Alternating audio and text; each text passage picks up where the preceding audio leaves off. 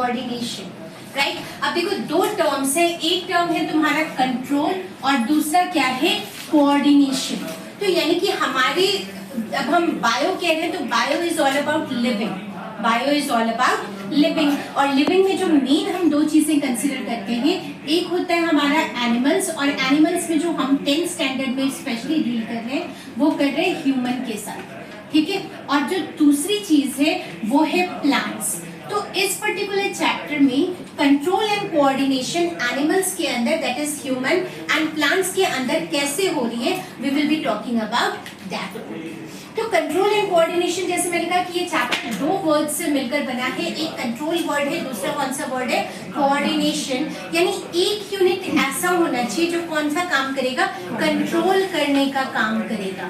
कौन सा काम करेगा, कंट्रोल करने का। That means a higher authority should be there, जैसे हेड ऑफ द फैमिली हो गया, हेड ऑफ द इंस्टीट्यूट हो गया, जो चीजों को क्या करेगा, कंट्रोल करेगा, मैनेज करेगा। उसके बाद दूसरा यूनिट कौन सा है, कोऑर्डिनेशन का यूनिट, कि भाई जो कंट्रोलर है उसके इंस्ट्रक्शंस के अकॉर्डिंग और कई बार खुद के डिसीजन के अकॉर्डिंग भी हमें चीजों को क्या करना पड़ेगा, कोऑर्डिनेट करना पड़ेगा। यानी इधर से उधर हमें चीजों को सेट करना पड़ेगा, ठीक है। इंस्ट्रक्शंस को एक जगह से दूसरे जगह पहुंचाना पड़ेगा। जैसे कि हम एक सिंपल, तुम लोग स्कूल में हो and a teacher is related to school only, तो हम यहाँ पर देखें जरा, तो तुम्हारा कंट्रोलिंग एजेंट स्कूल में कौन है, जैसे principal, the principal used to be a controlling agent. और कोऑर्डिनेटिंग एजेंट, जैसे अगर स्कूल में वाइस प्रिंसिपल है, कोऑर्डिनेटर्स हैं, they will be coordinating the message of the principal to the teachers, students and all, ठीक है। तो कोऑर्डिनेशन की जो है वो अलग अलग यूनिट्स हैं। सेम यहाँ पर भी हम लोग क्या देखेंगे कि अगर हम अपनी ह्यूमन बॉडी की बात करें तो ह्यूमन बॉडी में हमारा जो सीपीयू है, कंप्यूटर का जो मेन सीपीयू है, या हमारी पूरे बॉडी का जो कंट्रोलर है, वो कौन आ जाता है, ब्रेन। अब फटाफट तुम लोग सबके दिमाग में एक ही चीज आया, ब्रेन, ठीक है। बट अगेन जो हमारा ये वाला पर्टिकुलर चैप्टर है उसमें, और उसकी नॉट ओनली इसमें, जो जूनियर क्लासेस है उसमें भी जो मेन कंट्रोल का काम है वो किसका है बेटा, नर्वस सिस्टम का काम है। किसका काम है, नर्वस सिस्टम का। तो क्या नर्वस सिस्टम अकेला हमारी पूरी बॉडी को जो है वो हर मैसेज भेज सकता है? जैसे मैंने कहा प्रिंसिपल ही क्या पढ़ाने का भी काम, सफाई का भी काम, स्टूडेंट का भी रोल, कोऑर्डिनेटर का रोल क्या खुद ही कर लेगा? No, it's not possible. तो सेम वे यहाँ पे भी हमारे क्या है, नर्वस सिस्टम के साथ एक मैसेज को पास ऑन करने वाला भी कोई ना कोई होना चाहिए। तो वो कौन है, हमारा एंडोक्राइन सिस्टम, ठीक है जी। अब ये देखो एंडोक्राइन सिस्टम तुम लोगों ने ऑलरेडी 8th स्टैंडर्ड में भी किया है, up to 8th you have studied about endocrine system. और 9th में टिश्यू चैप्टर के अंदर तुमने नर्वस सिस्टम का भी एक पार्ट कर रखा है, ठीक है, फंक्शन ऑफ नर्वस सिस्टम कर रखा है, जो main structural functional unit of nervous system है वो तुमने कर रखा है, ठीक है। तो we are going to deal with these two. अब देखो ध्यान से, एंडोक्राइन सिस्टम के अंदर जो मेन चीज आती है तुम्हारी, वो क्या आता है बेटा, एंडोक्राइन ग्लैंड। क्या आता है, एंडोक्राइन ग्लैंड। जितने भी ग्लैंड्स है हमारी बॉडी के, वो कोई ना कोई क्या सेक्रीट करते हैं, केमिकल सेक्रीट करते हैं, ठीक है। और ये जो केमिकल है वो एक उस ग्लैंड से अलग अलग पार्ट्स में जाता है, और जो भी मैसेज कन्वे करना है वो कन्वे करने का काम करता है। तो क्या हम इसको कह सकते हैं केमिकल मैसेज? तो ये जो केमिकल मैसेज है, इसके लिए बायो में एक वर्ड यूज किया जाता है बेटा, इसको हम कहते हैं हॉर्मोन्स। क्या है, हॉर्मोन्स। जैसे मैं तुम लोगों को कहती हूँ ना कि भाई अगर तुम्हें कोई अच्छा लगा तो तुम्हारा उसमें कोई रोल नहीं है, या उस बंदे का कोई रोल नहीं है, या उस बंदी का कोई रोल नहीं है। इट इज ऑल हार्मोनल लोचा, ठीक है। तो ये हार्मोनल लोचा जो है, ये एंडोक्राइन ग्लैंड्स जो है, वो सारे के सारे क्या है, we will be studying in detail afterwards, ठीक है। तो जो पहला पार्ट है उसके ऊपर आते हैं, और जो पहला पार्ट हमारा बॉडी का है वो क्या है, नर्वस सिस्टम। क्योंकि ये तो नर्वस सिस्टम की हेल्प कर रहा है, ठीक है, लेकिन मेन कंट्रोलिंग एजेंट हमारा क्या है, नर्वस सिस्टम। तो पूछते कि भाई नर्वस सिस्टम का भी कंट्रोलिंग एजेंट कौन है, किस कौन कौन है, जो आगे क्या करेंगे, फर्दर डिटेल्स पहुंचाएंगे। तो let's study in detail. Nervous system में जो हम दो मेन पार्ट्स में डिवाइड करते हैं। नर्वस सिस्टम को कितने मेन पार्ट्स में डिवाइड करते हैं? 2 मेन पार्ट्स में, ठीक है। जो पहला है उसको हम कहते हैं CNS और जो दूसरा है उसको हम कह देते हैं PNS, ठीक है जी। अब CNS का फुल फॉर्म ऑलरेडी ये तुम लोगों ने जूनियर क्लासेस में किया होगा। It is central nervous system, central nervous system. और PNS का फुल फॉर्म क्या है? Peripheral nervous system. क्या है इसका? पेरिफेरल नर्वस सिस्टम, ठीक है जी। अब देखो ध्यान से, जो तुम्हारा CNS या सेंट्रल नर्वस सिस्टम है, सेंट्रल पार्ट यानी कि जिसके पास पूरी क्या है? अथॉरिटी है, जिसके पास पूरी क्या है? अथॉरिटी है। कंट्रोलिंग मेन हमारा जो है बॉडी का वो क्या है? कंट्रोलिंग एजेंट है। दैट मीन्स क्या होना है, कैसे होना है, this will be decided by CNS, central nervous system. जितनी भी लॉजिकल रीजनिंग है, थिंकिंग है, जितनी भी चीजें हैं वो कौन देख रहा है? CNS। तो क्या CNS में जैसे तुम लोगों ने कहा कि हमारी बॉडी का जो CPU है वो कौन है? ब्रेन। तो क्या अकेला ब्रेन इन्वॉल्व है? नहीं, हमारी बॉडी में ब्रेन के अलावा भी 2 पार्ट्स हैं। जो CNS है वो फर्दर क्या है? 2 पार्ट्स में डिवाइडेड है। एक तो मेन जिसकी तुम लोग बार बार बात कर रहे हो, कौन? हमारा ब्रेन। और दूसरा जो है जिसके बिना अगेन चीजें नहीं चलेंगी, दैट इज स्पाइनल कॉर्ड। दूसरा क्या है? Spinal cord. यानी डिसीजन मेकिंग का, अब मान लो ये तुम्हारा ब्रेन क्या है? प्रिंसिपल है, तो भाई स्पाइनल कॉर्ड वाइस प्रिंसिपल है। कि अगर प्रिंसिपल नहीं है या बिजी है तो कौन डिसीजन ले सकता है? Vice principal, that is spinal cord. समझ ला? तो मेन CNS, अब तुम्हें चीजें सब क्लियर हो रही है। तो बॉडी में मेन रोल किसका है भाई? ब्रेन का। एंड देन किसका रोल है? स्पाइनल कॉर्ड का।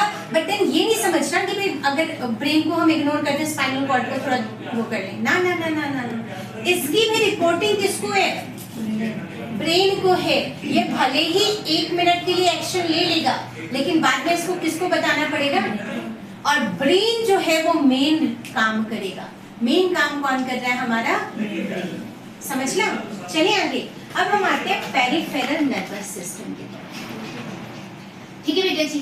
जो पेरिफेरल नर्वस सिस्टम है आपका, ये ना मेनली जो है वो 2 टाइप का है। कितने टाइप का है? 2। इसको हम कहते हैं, एक तो सोमैटिक नर्वस सिस्टम। पहला हमारा पार्ट कौन सा आ गया? Somatic nervous system. एंड दूसरा होता है ऑटोनोमस नर्वस सिस्टम। क्या कहते हैं? Autonomous nervous system. अब ध्यान से समझो, मैं ना तुम लोगों को जो सोमैटिक वाला है, सोमा वर्ड का जो मीनिंग है, meaning of the word Soma, Soma का लिटरल मीनिंग होता है बेटा स्किन। क्या मतलब होता है? स्किन। अब स्किन हमारी बॉडी में कहाँ पे है?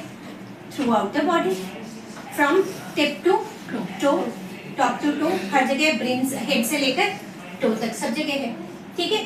तो सोमैटिक नर्वस सिस्टम जो है वो हमारी पूरी बॉडी में, जैसे मैंने कहा हेड टू टो, हर जगह होगा।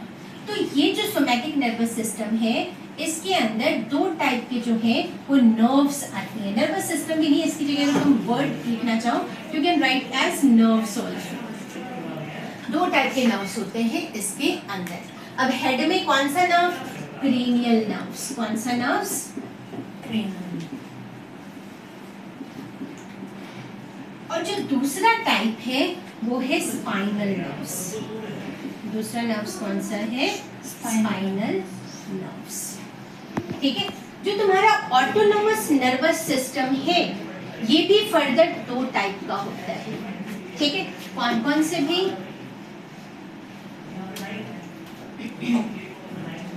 सिंपैथेटिक एंड दूसरा होता है पैरासिम्पैथेटिक। सिंपैथेटिक और एम्पैथेटिक वो हमारे इंग्लिश में, यहाँ पे कौन सा है? पैरासिम्पैथेटिक। अब ध्यान से देखो, जो चीजों को ना मैं ब्लैक में कर रही हूँ उनको देखो। तुम्हारे सिलेबस में या तुम्हारी एनसीईआरटी की बुक में ये तुमने क्या याद रखना है, those who are opting for medical, क्योंकि अब 10th में हो तुम लोग, तो you people must have decided कि +1 में हमें मेडिकल लेना है या नॉन मेडिकल लेना है। +1 में एज सच ये चैप्टर है, एज सच है चैप्टर, बट क्या होगा, एक लेवल अप, ठीक है। तो वहां पे तो you will be studying about somatic वाला, ऑटोनोमस वाला, सिंपैथेटिक, पैरासिम्पैथेटिक, वहां पे तुम पढ़ोगे।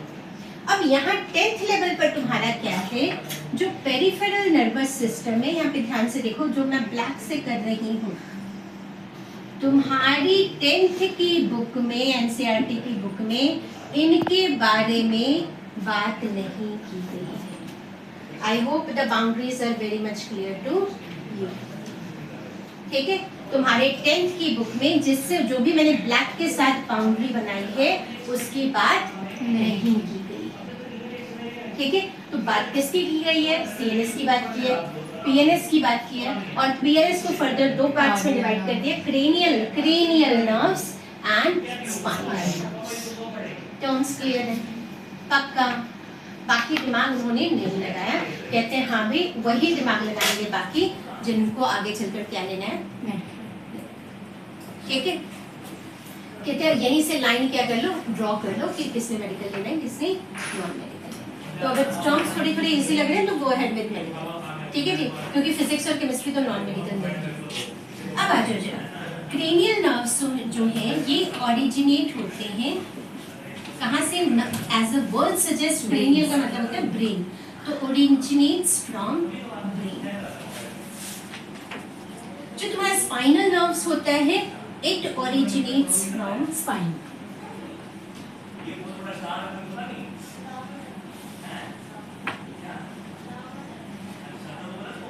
समझना? अब देखो ये वाला तुम सारे के सारे इसका जो है वो ड्रॉ कर लोगे, and then coming to next part जो इसका मेन पार्ट है, ठीक है, जो बिगिनिंग इंट्रोडक्टरी पार्ट, ठीक है। ये पहले पेज पे तुम लोग जस्ट एक ब्रीफिंग कर लेंगे कि ये चीजें हैं और इसके बारे में हमने करना है, ठीक है। अब जो तुम्हारा ना थोड़ा सा प्लांट्स के बारे में भी मैं नॉलेज दे देती हूँ, पहले नहीं मारना क्योंकि पीछे छोटा दिमाग है, ठीक है। कहता जहां मर्जी मार लो साहब, कोई फर्क नहीं पड़ता, बस यहाँ नहीं मारना, यहाँ पे छोटा सा दिमाग होता है, अगर उस पे चोट लग जाए तो वही बंदा मर सकता है, पागल हो सकता है, ठीक है, पागल हो सकता है mainly.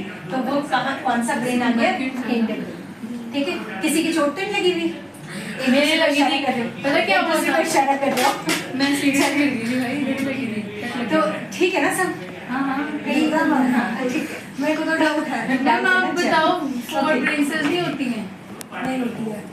4 brain, mid brain and hind brain. इनके फर्दर टाइप्स है। 4 ब्रेन को 2 पार्ट्स में, हाइपोथैलेमस एंड जो तुम्हारा सेरेब्रम है, कौन सा, सेरेब्रम। ये मेन जो मेन हाइपोथैलेमस पे मेन होता है, मेन क्या होता है इसमें, सेरेब्रम क्या होता है, ये इसमें 4 ब्रेन का मेन पार्ट है, मेन वाला पार्ट जो तुम्हें क्या करेगा, थिंकिंग, जो लॉजिकल थिंकिंग है कि करना है, ये करना है, मेमोरी करने का काम, रीडिंग करने का काम, ये सारी चीजें कौन करेगा, सेरेब्रम। और सेरेब्रम किसका है, 4 ब्रेन का। भाई जिसका सेरेब्रम हिला हुआ है ना, वो बच्चे बिल्कुल डम्ब हो जाते हैं। क्या हो जाते हैं, डम्ब। जो तुम कहते हो ना कि हाँ मैं पढ़ता तो हूँ, मैं भी कर रहा हूँ, सब कुछ कर रहा हूँ, बट नहीं हो पा रहा, तो it is all because of 4 brain. बोलो बोलो, तो क्या होगा, ये बोले मर जाएंगे। शी इज राइट, क्योंकि सारा फंक्शन तो ब्रेन ही करने, कैसे ब्रेन डेड, अरे भाई हाँ, ब्रेन डेड लोग सुने ब्रो कि बाकी ब्रेन डेड पढ़ातों में भी चले जाते हैं लोग इससे। वही होता है ब्रेन डेड का क्या मतलब होता है कि दिमाग जो है वो चल नहीं रहा, that means you are not able to speak, you are not able to use your organs, but then जो इंटरनल ऑर्गन है वो फंक्शन हो गया। तुमने देखा होगा न्यूज़पेपर्स वगैरह में आते हैं कि लोग ब्रेन डेड हो गए, और ब्रेन डेड का कुछ इलाज तो है नहीं कि भी दवाई दे दो और हो गया, तो कभी भी ठीक भी हो सकते हैं, बट कभी ठीक होंगे नो आइडिया, हो सकता है वो 20-25 साल तक ऐसे ही पड़ेगा। तो भी लोग करते क्या है, उनके ऑर्गन स्टोरेज कर दिए जाते हैं, वो बेड पे ही पड़े रहते हैं, कुछ भी नहीं होता उनके बॉडी में, कोई मूवमेंट नहीं, और उन्हें डेड भी डिक्लेयर नहीं कर सकते। हाँ, उसको डेड भी नहीं डिक्लेयर कर सकते क्योंकि बाकी बॉडी जो है वो फंक्शनल है। तो इन दैट केस क्या करते हैं डॉक्टर्स वगैरह, कन्विंस करते हैं मेंबर्स को, फैमिली मेंबर्स को, और कि भाई आपका बच्चा तो ब्रेन डेड है, या ये बंदा तो ब्रेन डेड है, या आपका फादर आपका मदर तो ब्रेन डेड है, बट उसकी वाइटल जो ऑर्गन्स हैं वो क्या है, फंक्शनल है। तो you may donate these organs to the people and by this way they be, क्योंकि हम जिंदा बंदे को तो नहीं जला सकते ना, बॉडी तो वैसी है, तो this is what they do. तो ऐसे भी तो हो सकता है कि वो ठीक भी तो हो सकता है, बट बहुत रेयर पॉसिबिलिटी चांसेस इज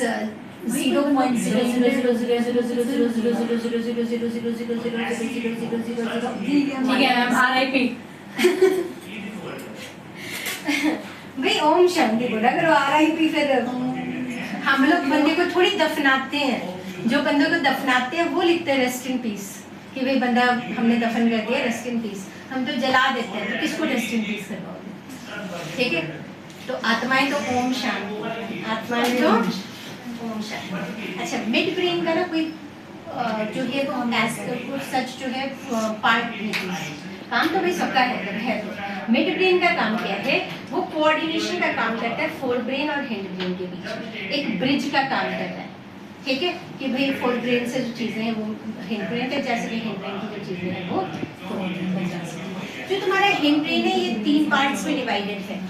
ये कितने पार्ट्स में डिवाइडेड है? 3 पार्ट्स में, और तीनों पार्ट्स के ना बहुत इंपॉर्टेंट वाले फंक्शंस। ठीक है, हाँ जी, बोलो कौन कौन से आते हैं उसके ऊपर। सबसे पहला है सेरिबेलम। कौन सा पार्ट है? सेरिबेलम। देखो ध्यान से, यहाँ पे सेरिब्रम लिखा है, यहाँ पे क्या है? सेरिबेलम। एक पार्ट होता है पॉन्स एंड तीसरा पार्ट होता है मेडुला ऑब्लंगेटा भी, मेडुला ऑब्लंगेटा। ठीक है जी, अब देखो ध्यान से,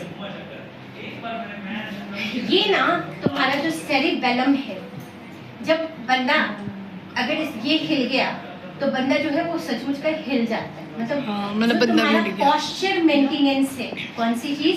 जो पॉस्चर मेंटेनेंस है। कई लोगों को देखा होगा वो बिन पिए ही लड़खड़ाते हैं, वो हम मतलब थोड़ी सी जो पीली है, तो ये जो थोड़ी सी जो पीली है और लड़खड़ाने लगते हैं, उसके लिए कौन जिम्मेदार है? हमारा सेरिबेलम। ठीक है, ये क्या करता है, फटाफट जो तुम्हारा पॉस्चर है उसको खराब करता है, और फिर गानों में यही निकलता है थोड़ी सी जो पीली है। इशारा कर दिया मैंने, कोई अब आ जाओ, नहीं सुबह पीकर तो कोई भी नहीं आया होगा ना। तो मैम आपने बोला ना बिन पिए लड़खड़ाता था। अच्छा, ये बिन पिए ही लड़खड़ाती रहती है, तो that means there is something wrong with cerebellum. तो जो तुम्हारा पॉस्चर मेंटेन करने का काम है, देखो ध्यान से, एक पॉस्चर मेंटेन करना और दूसरा क्या है, सीधा चलने में हेल्प करता है। समझ गए? तो भाई अगर कोई बिन पिए ही लड़खड़ाता है तो क्या कौन सी चीज हिली हुई है? सेरिबेलम। अगर पीकर भी लड़खड़ा रहा है तो कौन सी चीज हिल गई है? सेरिबेलम। क्योंकि जो नशा है ना वो तुम्हारे सेरिबेलम को अफेक्ट करता है, और दिस इज द रीजन कि ज्यादा पीने के बाद लोग जो है यही गाना गाते हैं, थोड़ी सी जो पीनी है, ठीक है, पीनी होती है बट थोड़ी पीते नहीं है ना, वही है। अच्छा, तो 2 पैक ला तो मेन तुम्हारा ये फंक्शंस जो है, ये पार्ट्स हैं। बाकी थोड़ी सी जो पीली है या ज्यादा पीली है उससे क्या क्या इफेक्ट होगा, कौन कौन सी चीजों को कौन कंट्रोल करता है, will be studying in detail. ठीक है, चलो आ जाओ। कोई सो ये के उठता पढ़ाई है, के साथ ही रहते कोई हैं। सो के उठता है तो उनके ऐसे मेरी इधर बहुत ज्यादा बिल्कुल स्टिफ हो जाती है, मतलब ऊपर भी नहीं कर सकते और बैक में। ये once in a blue moon होता है और हमेशा नहीं होता है। हाँ। ठीक है, अब once in a blue moon, और कई लोग कह रहे हैं, जैसे वो इशारा कर रहे हैं कि मेरे अक्सर हो जाता है। अक्सर होने का रीजन ये है बेटा कि तुम्हें सोना नहीं आता। ठीक है, चलो jokes apart. Second main problem क्या है बेटा, जो हम पिल्लो रखते हैं, ठीक है। अब देखो हमारी बॉडी का ना एक पॉस्चर है, सिर की जो पोजीशन है और बॉडी की जो पोजीशन है, अगर तुम स्केल रखकर यहाँ पर देखो तो उस पोजीशन को मेंटेन करना इज वेरी इंपॉर्टेंट। अगर हम पिलो बहुत ऊंचा रख लेते हैं, ठीक है, कईयों की आदत होती है 2-2 पिलो लगाकर सो जाते हैं, कईयों की आदत होती है बिल्कुल ही नीचे वो कर लेते हैं, ठीक है, या कहीं कैसे भी पिलो पर रख दिया, जैसे सोफे पे ही सो गए तो भी उल्टा ऐसे करके सो गए, तो गर्दन के ऊपर जब स्ट्रेस पड़ता है किसी भी ऑर्गन के ऊपर and for a longer period of time पड़ता है तो वो क्या होता है, स्टिफनेस हो जाती है, right, and that causes pain. Second, तुम कह रहे हो कि बैक एक उठने के बाद तो हमें रिलैक्स फील होना चाहिए, बैक एक होनी शुरू हो जाती है या हम और अनरिलैक्स्ड हो जाते हैं। वो उन बच्चों के साथ होता है बेटा जो रात को सोते सोते मोबाइल देखें, या फिर अगर देखते हो, देखो there is nothing to hide, क्योंकि टीचर्स जैसे डॉक्टर से बीमारी नहीं छुपानी चाहिए वैसे टीचर और पेरेंट्स से अपनी गलतियां नहीं छुपानी चाहिए, ठीक है, और समझ लेना, याद रखना इस चीज को, बस टाइम देखने के लिए करती हूँ। हाँ कोई ना, याद रखना इस चीज को कि अगर कोई चीज तुम्हें पेरेंट्स से छुपानी पड़ रही है तो वो चीज बहुत गलत है। कोई भी चीज जो लगता है कि पेरेंट्स से छुपानी पड़ रही है, झूठ बोलना पड़ा है, यानी वो गलत है। दूसरी चीज भी याद रखे लो भाई, जो दूसरा रीजन होता है वो ये होता है for a longer period of time, longer period जो एडवाइस है बेटा 6 to 8 आवर्स की sleep is much more than anything.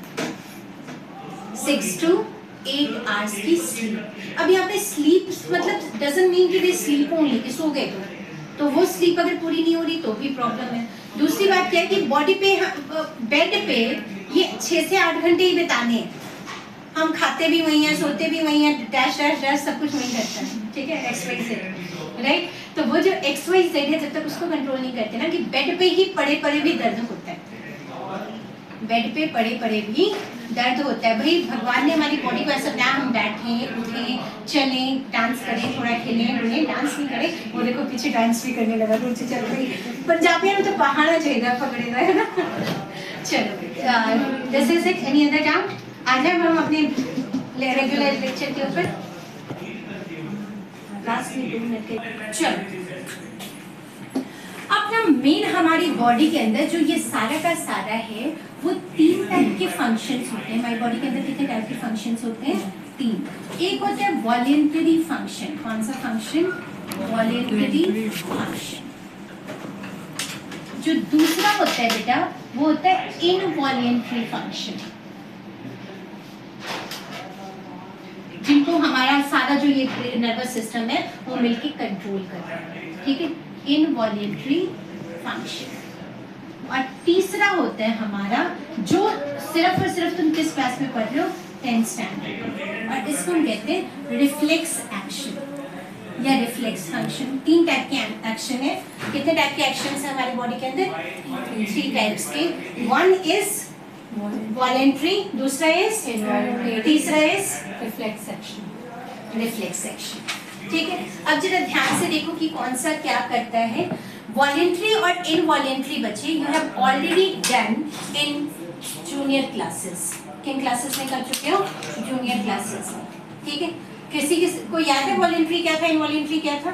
Voluntary जो कंट्रोल कर सकते हैं, जो कंट्रोल कर सकते हैं, इनवॉलेंटरी वॉलेंटरी वो एक्शन होता है, वो एक्शन होता है जो हमारे विश में हो, मतलब मैं जो चाहता हूँ मैं वो कर सकता हूँ। अगर मैं हाथ को ऐसे हिलाना चाह रहा हूँ मैं हिलाऊंगा, मैं चलना चाह रहा हूँ मैं चलूंगा, मैं खाना चाह रहा हूँ खाना उठाऊंगा और मुंह के अंदर डालूंगा, ठीक है। चबाना चाह रहा हूँ मैं जब तक चबाऊंगा नहीं भी चबाया नहीं जाएगा। तो ये सारे एक्शंस कौन से हैं? Voluntary action. कौन से एक्शन है? Voluntary action. मैं पढ़ना चाहूंगा तभी मैं पढ़ सकता हूँ, मैं टॉप करना चाहूंगा तभी मैं टॉप कर सकता हूँ, नहीं तो मैं करने ही नहीं करूंगा, है ना भाई। वॉलेंटरी। Involuntary function क्या है? Which is not in our control. That means which does not do with our wish. हमारे wish के अकॉर्डिंग नहीं होता, ठीक है। अब आंख में डस्ट चला गया, I cannot resist myself of blinking the eyes. I cannot resist. That is not in my control, right? Same way, if I ate the food, that means if I swallow the food and it goes inside, I cannot control कि भी मैं digest नहीं करता, आज के दिन मेरा मन नहीं है digest करने का, तो that is not in my control. तो वो कौन सा फंक्शन हो गया? Involuntary function. जो कार्डियक एक्टिविटी है, कार्डियक मतलब हार्ट की एक्टिविटी है, जैसे आज मैं सोचूं कि यार मैं मेरा मन नहीं है सांस लेने का, भाई मैं नहीं लेता, तो भाई ये भी नॉट पॉसिबल। क्यों? तो मर जाएगा बंदा। ऊपर का टिकट कर जाए, है ना? तो कौन सा फंक्शन? Involuntary function. तो मेनली जो इंटरनल मोस्टली जो फंक्शंस हैं, यूरिनेशन, ये वो सब कुछ कौन है? Involuntary function. वॉलेंट्री क्या है? जो तुम्हें दिख रहा है वो सारे फंक्शंस क्या हैं? Voluntary functions. तीसरा वाला जो फंक्शन है तुम्हारा रिफ्लेक्स एक्शन, ये तुमने जूनियर क्लासेस में नहीं पढ़ी है, ये 10th में इंट्रोड्यूस हुआ है। रिफ्लेक्स एक्शन जो है ना, वो क्या है बेटा? Quick action. क्या है ये? Defence mechanism. क्विक एक्शन वो तो इसमें जो भी आ जाएगा। झटपट लेते हैं। नहीं, ये तो बेटा हमारे कंट्रोल में ही नहीं है ना, दिख भी नहीं रहा हमें कि क्या हो रहा है क्या नहीं हो रहा। नहीं, जैसे भी आपने बोला ना वो आई ब्लिंक वाला, आई ब्लिंक वाला, डस्ट डाला तो ना, ठीक है। रिफ्लेक्स एक्शन क्या है? अब देखो आई ब्लिंक ऑटोमेटिकली कर रही है बट हमारे कंट्रोल के बाहर कर रही है, समझ रहे हो? लेकिन रिफ्लेक्स एक्शन जो है इसको तुम कंट्रोल भी कर सकते हो, बट कंट्रोल कैसे बताते हो मैं? गर्म पानी गिर जाता है, तो तेरे सबसे पहले क्या गुड। तो ये हमारा क्या है? क्विक एक्शन, झटपट वाला एक्शन, जहाँ पे हमें सोचने का टाइम ना मिले, जहाँ पे हमें सोचने का टाइम ना मिले। वॉलेंट्री में हमें सोचना पड़ता है, वॉलेंट्री में हमें क्या करना पड़ता है? सोचना पड़ता है। इनवॉलेंट्री तो सोच से परे है, ना सोचना है ना कुछ नहीं करना, ही नहीं है हमें कुछ। इनवॉलेंट्री में क्या? हमें कुछ नहीं करना, यहाँ पे हमें करना है लेकिन बिना सोचे करना है, सोचने का टाइम नहीं है। अब मान लो अचानक क्लास में, ठीक है, किसी बच्चे ने उठाया अपना कुछ और दूसरे का सिर फोड़ दिया, तो भाई वहाँ जो टीचर है, वहाँ पर जो टीचर है वो वेट करेगी कि मैं जाके प्रिंसिपल को बताऊं और फिर एक्शन लूं। इतना टाइम है? वो बच्चे को लेके जाएगी। वो फटाफट क्या करेगी? फर्स्ट एड देगी वहाँ पे। पहला सबसे पहला काम क्या करेगी? जो बच्चा इंजर्ड है या उसको दूसरे को थप्पड़ मारने बैठेगी या डांटने बैठेगी, टाइम ही नहीं है, क्या करेगी? जो इंजर्ड है उसको क्या करेगी? एक्शन लेगी, उसको पहले फर्स्ट एड दिलवाएगी। पहला काम यही करेगी ना, और मॉनिटर को भेजेगी कि भी वो लेकर आओ। वो कहते हैं हमारी टीचर तो मारने बैठ जाएगी। प्रिंसिपल के पास हाँ, यू आर नॉट पंक्चुअल। आपकी टाइमिंग अच्छी नहीं थी, बेटा मान जाएगी। ये बहुत गलती की आपने। बेटर लग ये बात कुछ समझ नहीं है, ऐसा कुछ है? हाँ, एक बच्ची ना मैम, पिछले बार की बात है, वो ना क्या कहते हैं, बच्ची ने चक्कर खा के गिर गई। मैम बच्चों को बोले बेटा उसे उठाओ उठाओ उठाओ, मैं टीचर को कॉल करती हूँ। अरे हाँ, अभी तो टीचर ही हो। चलो रिफ्लेक्ट, चलो लीवर साइड पे ही होते हैं, ठीक है। तो यहाँ पे क्या है? क्विक एक्शन है। अब ये क्या करेगा? क्या रिफ्लेक्स एक्शन में क्या है? ये वाला जो डिसीजन है ना बेटा, रिफ्लेक्स एक्शन का ये वाला जो डिसीजन है, ये स्पाइनल कॉर्ड लेता है। कौन लेता है डिसीजन? Spinal cord. क्योंकि भाई ब्रेन के पास जाने का टाइम नहीं है, तो वो फटाफट क्या करेगा? स्पाइनल कॉर्ड, क्योंकि स्पाइनल नर्व तो हर जगह, स्पाइनल कॉर्ड जो है वो डिसीजन लेगा। समझ गई बात को? अब कि भाई यहीं पे मुझे ये काम करना है और अकॉर्डिंग टू देयर विटनेस देती। अब लेकिन ऐसा भी नहीं है कि बाद में वो नहीं बताएगी, बाद में नहीं बताएगी तो भी प्रॉब्लम आ जाएगी ना। तो स्पाइनल कॉर्ड ने यहाँ पे एक्शन तो ले लिया, एक्शन लेने के बाद में वो किसके पास जाएगा? मैं क्या कर, रिपोर्टिंग किसके पास है? ब्रेन के पास। किसी this happened and as I felt I took the decision and this was the decision which I made and this was the result, conclusion. तो दोनों चीजें बताएगा वो। आगे ना टर्म समझ में? बस यही चीज में ना समझ में आना चाहिए। तो वो क्या करेगा? उसके बाद जाकर प्रिंसिपल को बात करेगा कि भाई मैंने ये डिसीजन लिया और इसका रिजल्ट ये रहा। अब प्रिंसिपल यानी कि ब्रेन क्या करेगा? ब्रेन भी यहाँ छोड़ेगा नहीं, ब्रेन क्या करेगा? इस चीज को स्टोर करके रखेगा कि अगर आगे कुछ ऐसा हुआ, अगर ऐसा कुछ हुआ तो भाई क्या होगा? हमने ऐसे फंक्शन करना है। समझ गए? कि भाई देखो कितनी अच्छी टीचर है, उसने बाकी चीजों पर ध्यान नहीं दिया, उस बच्चे की जान बचाई। ठीक है, तो वो क्या करेगा? उसको स्टोर करके रखेगा कि this was a wise decision. या अगर तुमने कुछ गलत किया तो क्या करेगा? उसको भी स्टोर करके रखेगा कि ये काम हमें नहीं करना है। समझ गए चीज को? तो ऐसे हमारी पूरी बॉडी जो है वो फंक्शन करती है। फंक्शनिंग क्लियर है बेटा? जैसे यहाँ पे जब तुम बहुत छोटे हो, like below 6 month, you are a toddler, you just started walking on your knees and all, तो जब तुम छोटे हो और तुम चलते चलते तुमने किसी गर्म चीज को हाथ लगा दिया, तुम्हें तो उस टाइम नहीं पता गर्म क्या है, ठंडा क्या है, बाकी चीजें क्या है, तो जैसे तुमने हाथ लगाया, ब्रेन स्पाइनल कॉर्ड कहता है हाथ पीछे करो, स्पाइनल कॉर्ड क्या कहता है, हाथ पीछे करो, ठीक है, कि भाई जो चीज जल रही है वो क्या है तुम्हारी, ये आग है, इसको हाथ नहीं लगाना। क्लियर? वो मैसेज अब किसके पास बाद में जाके स्टोर हो गया, ब्रेन के पास। जब तुम बड़े होते हो तो क्या जाकर फिर आग को हाथ लगाते हो दोबारा? नहीं। कौन है जो तुम्हें मना करता है कि भी नहीं लगाना? ब्रेन, जिसने मैसेज क्या करके रखा है, स्टोर करके रखा है। क्लियर हो गई? फंक्शनिंग क्लियर है सारा? पक्का? स्पाइनल कॉर्ड में भी स्टोर होती हैं। स्पाइनल कॉर्ड में स्टोरेज का नाम नहीं है अभी, स्टोरेज सिर्फ ये करता है, स्टोरेज सिर्फ कौन करता है? चले आगे।